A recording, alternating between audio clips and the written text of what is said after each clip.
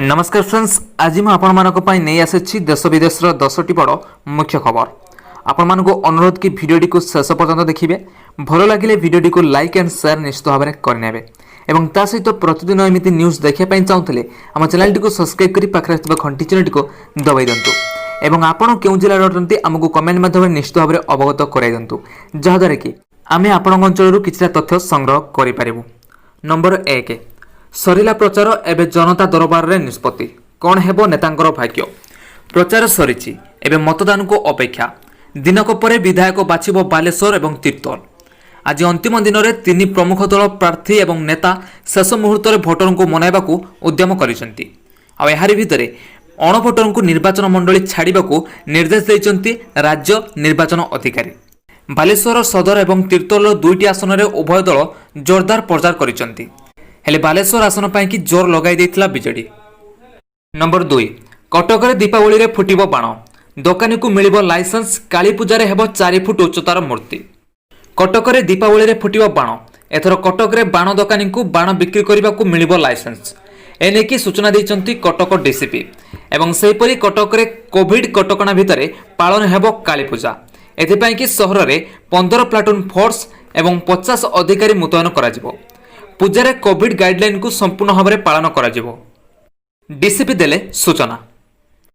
Number 3 Puri सहर हेबो भिकारी मुक्त। द्वितीय पर्याय अभियान आरंभ।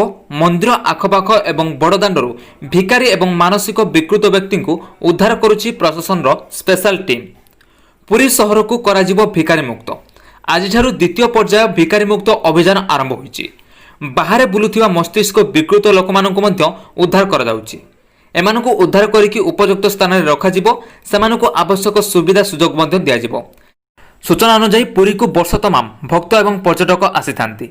हेले अनेक समय रे पुरी को आसुथिबा भक्त एवं पर्यटक को करबाको पड़िथाय भिखारी मानकर सामना, जहा फଳରେ सेमानकु विभिन्न असुविधार सम्मुखीन मध्य हेबाको पड़िथाय। पुरी सहर को विश्व ऐतिहासिक स्थली रे परिणत करिया पई कि राज्य सरकारक पक्षरु विभिन्न योजनामूलक वार्ता सब हाथ को निया जाउछि। नंबर 4 तलको खसुची महामारी संक्रमण। सारा राज्य में 1399 आक्रांत चिन्हट 9 मृत। राज्य में तलको खसुची महामारी संक्रमण। गत 24 घंटे सारा राज्य में 1399 आक्रांत चिन्हट होइचंती। संगरोध केन्द्र 798 जन चिन्हट होइथिया बेले बाहर चिन्हट होइचंती 591 आक्रांत। खोर्धारू 142, कटकरू 101, अनुगुलू 69, बलांगीर 70, बरगढ़ 71, केन्द्रापड़ा 80 आक्रांत चिन्हट होइचंती।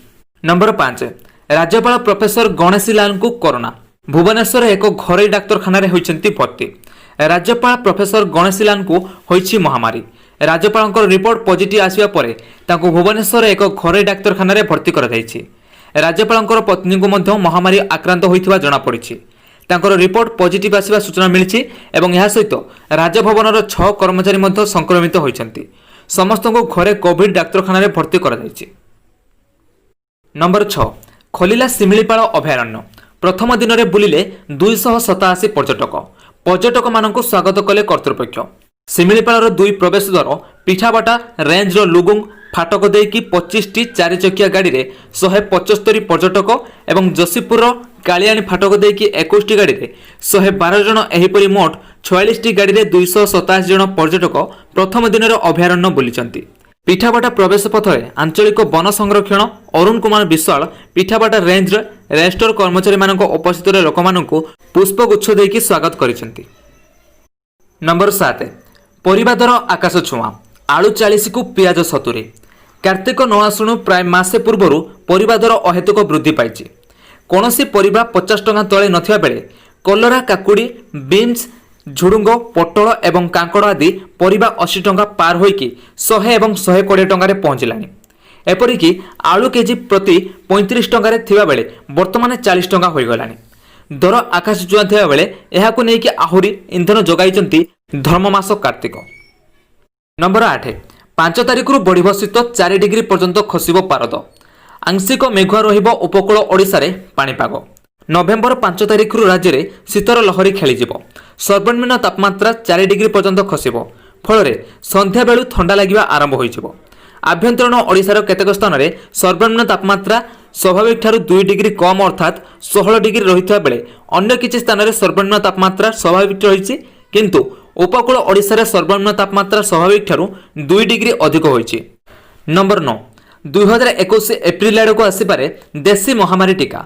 प्राय 14टी राज्य 30टी स्थान में हेबाकु जाउछि तृतीय पर्याय मानव परीक्षण।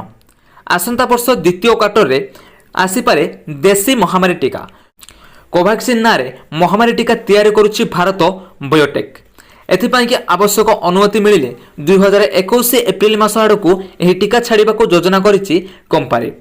तेबे भारत बायोटेक जड़े वरिष्ठ नायक कहिसेंति जे गणमाध्यम को कहिसेंति कि वर्तमानर फोकस हेउछि देशर विभिन्न स्थान में होउथिबा तृतीय पर्याय टीका परीक्षण सफलता सहित शेष करिबा। Indian Council of Medical Research बा आईसीएमआर एवं नेशनल इंस्टीट्यूट ऑफ भाइरोलॉजी सहभागितारे कोवैक्सीन नारे टीका प्रस्तुत करुछि भारत बायोटेक। नंबर 10 बढ़िबारे प्लाटफॉर्म टिकट चार्ज। देशर 100 रु अधिक रेल स्टेशन रे 2 गुणा होई पारे प्लाटफॉर्म टिकट मूल्य।